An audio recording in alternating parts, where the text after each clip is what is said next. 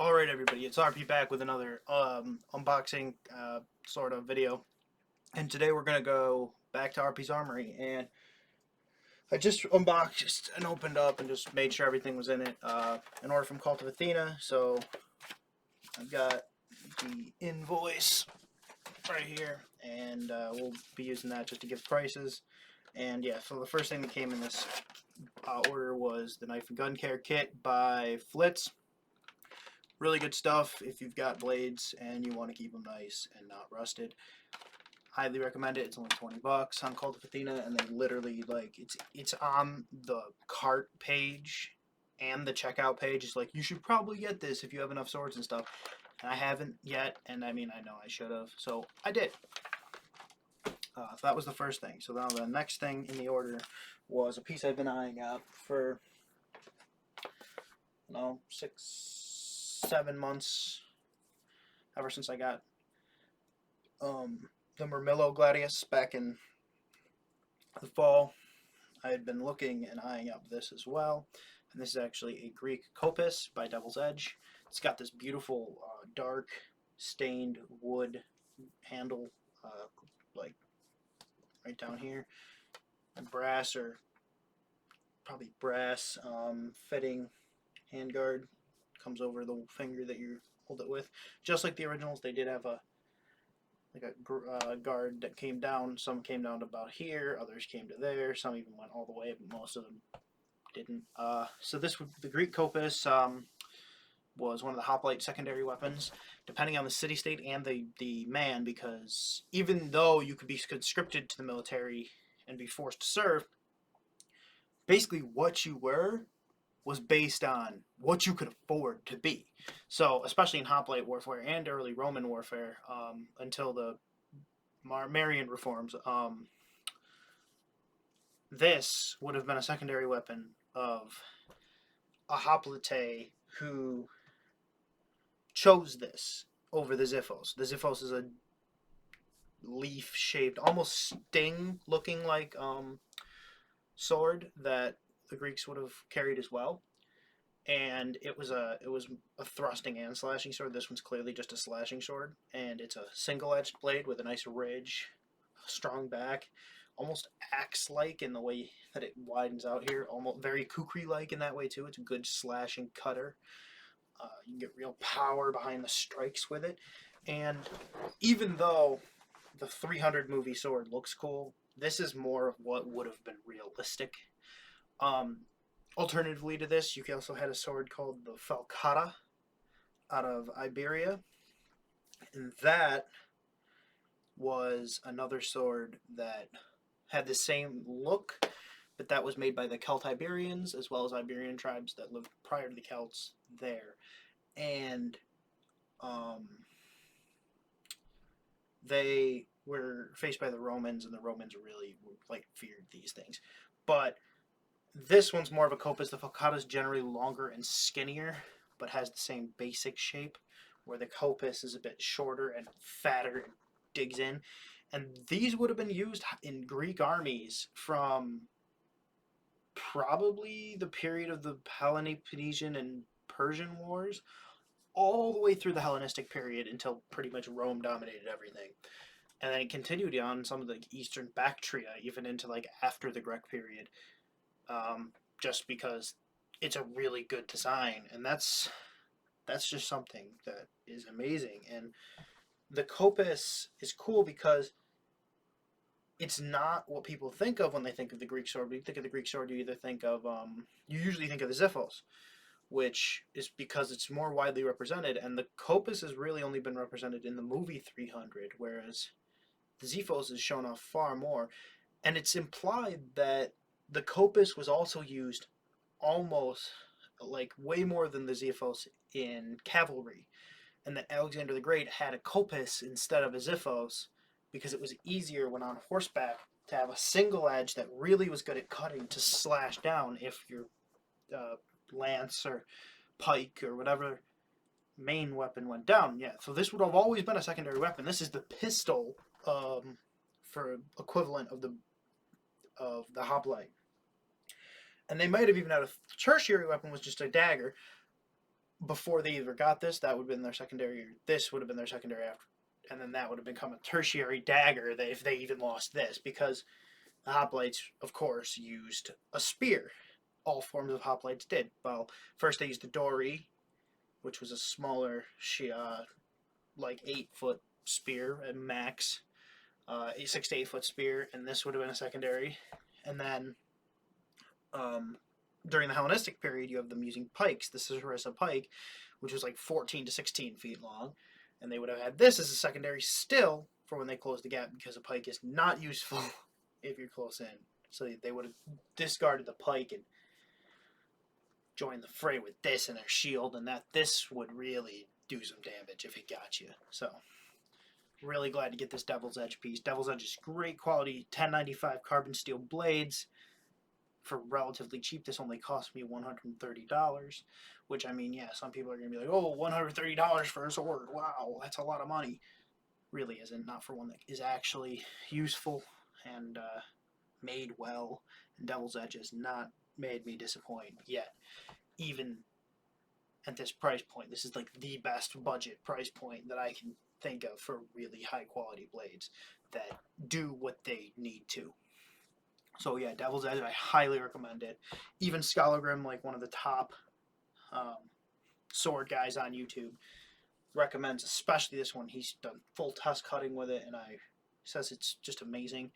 Looks beautiful with this steel blue, like steel gray wooden handle. So yeah, definitely a beautiful piece, and I can't wait to test cut with it in the spring.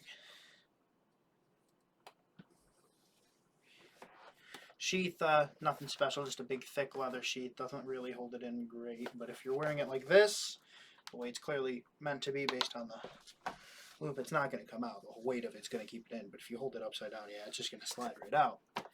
Good thing is I'm going to be displaying this up on the wall where won't be a need for the sheath, really. But yeah, what I would say about this one is for $130, I don't think you can do much better.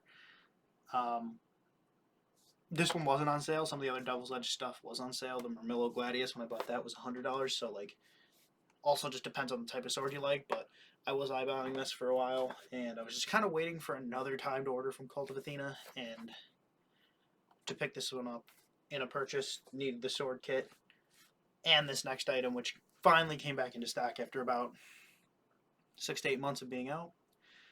And it was also still on sale, which was really cool. So I'm gonna grab that now. So this is the real reason for the order today, and I know what you're thinking. Oh, that's short. That's not really a sword, is it? Well, no, it's actually not a sword, though. You could consider it one. It's more of a big utility knife, and that's because it's another one of the Seax. And so this is the Windlass Maldon Seax. And it's light, it's really maneuverable. Now, first thing you're thinking is, oh, okay, the edge is that side. No, it's actually not. The edge is the longer, non-curved side. See it there? Now, that's just a thing for the Seax. A lot of other blades that you would see, instantly you'd think, okay, well, the side with the curve is the blade. Well, that's not true with the Seax, and most Skarma or Lang Seax, which is what this would be considered, because a normal Seax would end right about like here. This is a Lang or Skam Seax, and these were early medieval Viking Germanic people weapons. So the Saxons got their names from them. I've said it in the past. And this is like the Windlass Steelcrafts, which is just a decent forge out of India. They started making kukri for the Gurkhas, for the British, but now they make a lot of good historical arms and armor. And like the Ulfbert I have over there is also a Windlass product, and I also believe that the big falchion chopper thing I have is also from Windlass, but yeah, it is. Okay, yeah, it is. And yeah, this one is from the Maldon line, which means it comes sharpened. Most Windlass do not come sharpened, so this is cool. The Maldon line also has, not the Battle Cry line, I mean, already comes sharpened. And the Battle Cry line is characterized by this black, like, almost tactical look, but it's not really tactical. It's just, like, utilitarian, because it does have, like, these very culturally appropriate guard up here and pommel that have designs like they would have back in the day, and a nice wrap, whereas a lot of the tactical stuff just uses like a black rubber plastic stuff, and this doesn't. This uses a leather that's really grippy on the hand. It really is nice. You can get in there. It's real light too. This thing would be great. I could really see somebody with a shield. So the shield's in this hand with this sax right inside, because it would only just pop right out over the shield like that much, and you'd still have your sword. And this would be in case your sword got lost. You just throw this over to the other hand. You could still get right in on the combat with it. Now, yeah, if you lose your sword, you could arguably say that's bad, but you melee of battle, pretty much everything that can go wrong will go wrong.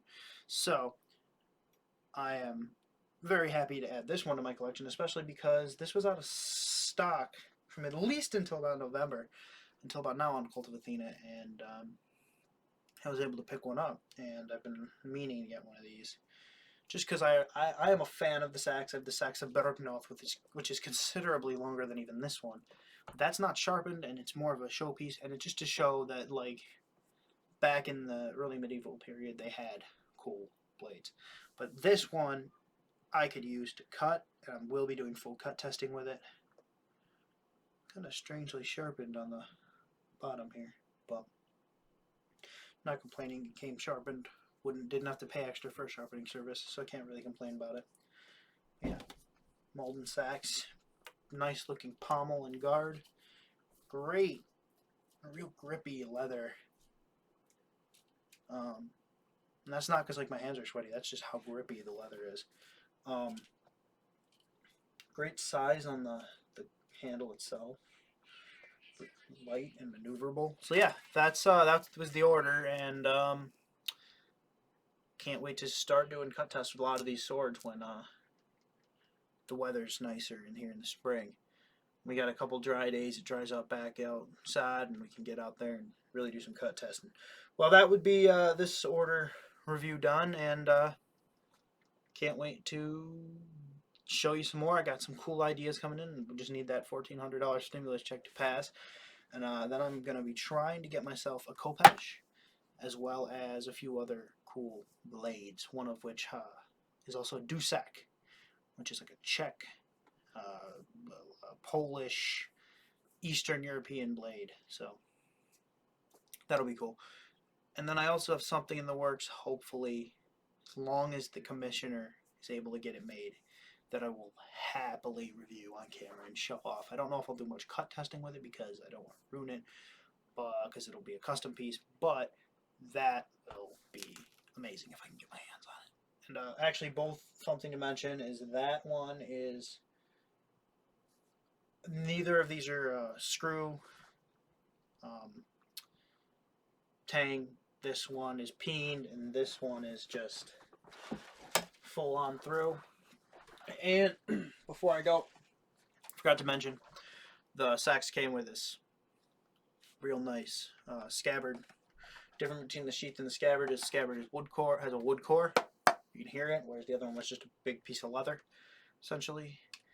And this one's really nice. It's even got the metal tip, so that if the scabbard gets damaged, it comes up. And the hold upside down test, yeah, juggle it, not coming out. Real tight fit. In fact, just to get it out, you know how long there was a decent amount of resistance there. It'd probably get easier over time, but I'm not complaining. It's a great scabbard for this blade, though it's going to be, as I've said, displayed.